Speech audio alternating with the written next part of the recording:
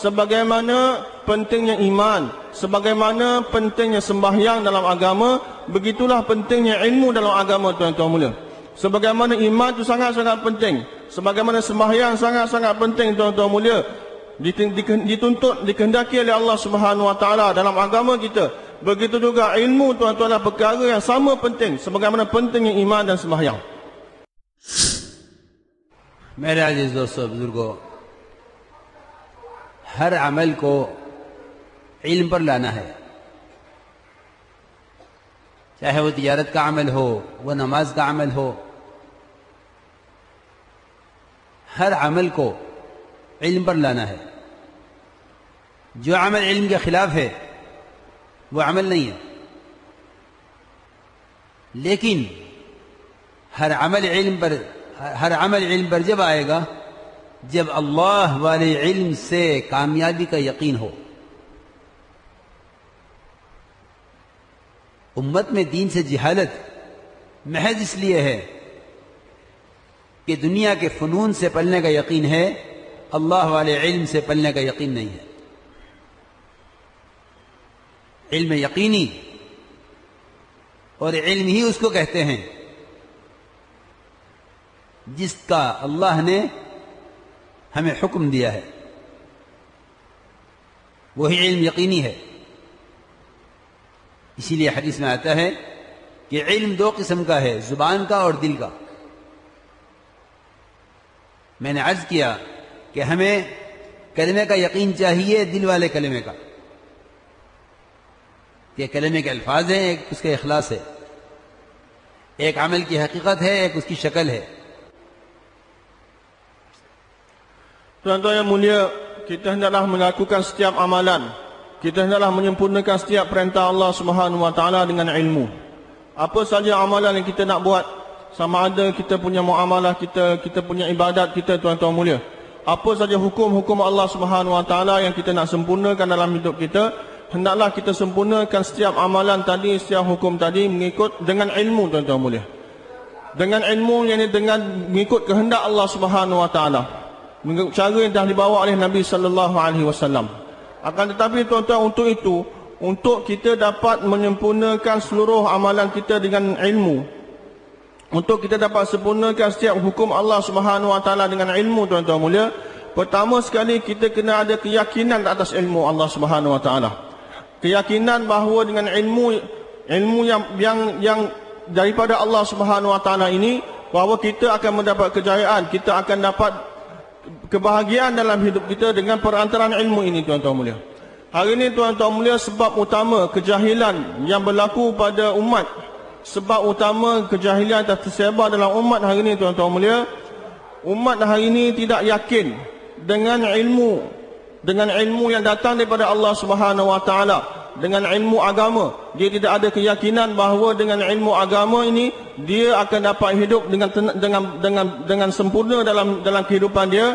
Tapi dia yakin bahawa dengan pengetahuan kemahiran dunia, dengan kemahiran dunia ini dia ada keyakinan bahawa bila saya dapat kemahiran dunia, saya akan berjaya dalam hidup saya. Tapi umat ini tidak ada keyakinan bahawa dengan ilmu agama dia akan dapat kejayaan dalam hidup dia. Ini sebab utama, tuan-tuan mulia, hari ini umat ini telah tinggalkan ilmu dan kejahilan telah tersebar dalam umat hari ini, tuan-tuan mulia. Sedangkan, tuan-tuan mulia, ilmu adalah sangat-sangat penting. Ilmu adalah sangat-sangat penting dalam agama.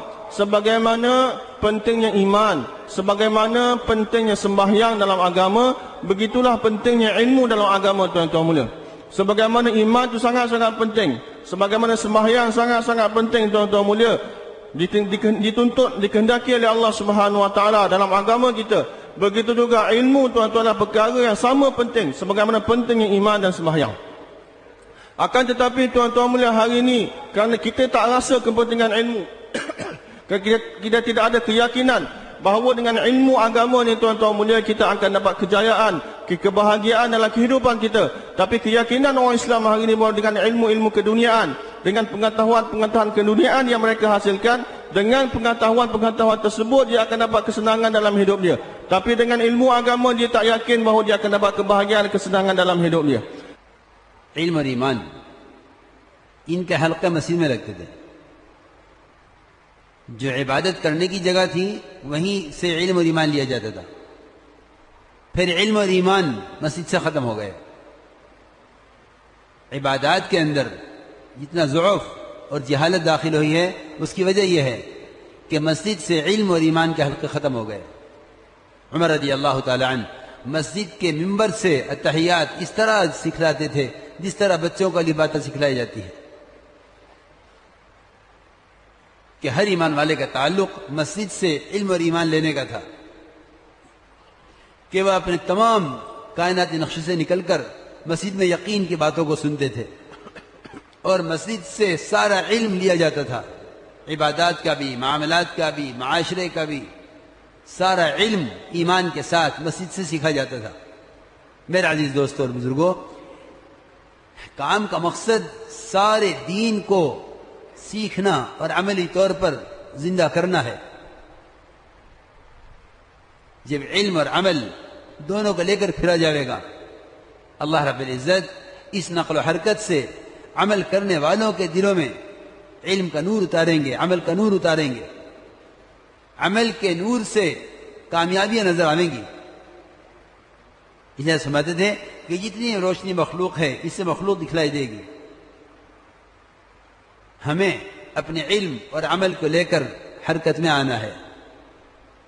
सहाबा किराम की नक़्ल हरकत अमल यानी अमल के साथ थी, इसलिए उनकी नक़्ल हरकत से दीन फैल गया। हमारी नक़्ल हरकत भी अमल के साथ है। हज़रत बार बार फरमाते थे कि काम वही है जो सहाबा किराम का था।